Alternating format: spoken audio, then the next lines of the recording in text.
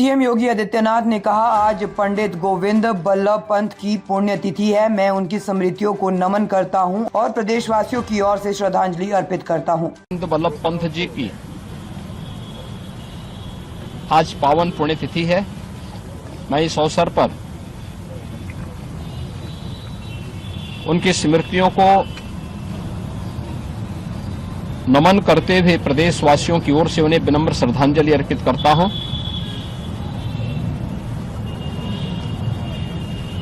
पंडित गोविंद बल्लभ पंत जी भारत माता के एक महान सपूत थे,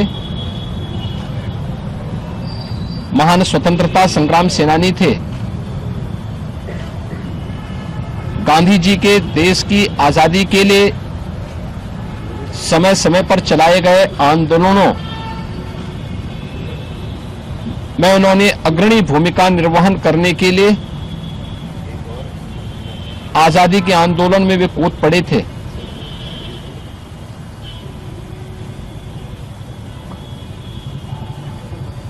चौबीस जनवरी 1950 को उत्तर प्रदेश के पुनर्गठन के साथ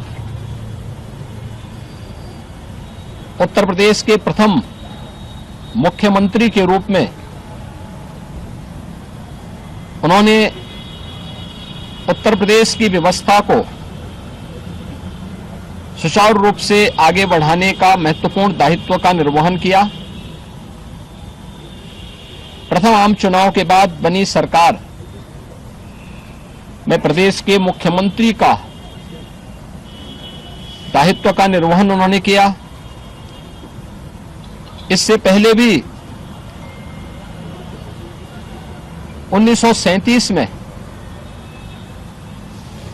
संयुक्त प्रांत के मुख्यमंत्री के रूप में भी उन्होंने अपनी अमूल्य सेवाएं प्रदेशवासियों को देते हुए आजादी के आंदोलन में अपनी सक्रिय भूमिका को बनाए रखा।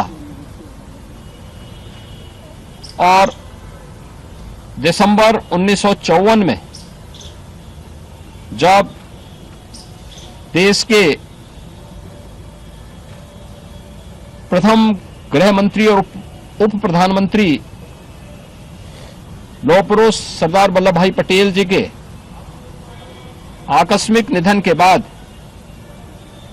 देश के गृह मंत्री के रूप में यह दायित्व भारत माता के इस महान सपूत पंडित गोविंद बल्लभ पंत जी को दिया गया। 1955 से 1961 तक देश के गृह मंत्री के रूप में उन्होंने अपनी अमूल्य सेवाएं देकर के राजभाषा हिंदी को एक सम्मान दिलाने का कार्य किया। देश के प्रति उनकी सेवाओं के लिए 1957 में उन्हें भारत के सर्वोच्च नागरिक सम्मान भारत रत्न से सम्मानित किया गया। पंडित गोविंद बल्लभ पंत जी महान स्वतंत्रता संग्राम सेनानी के साथ ही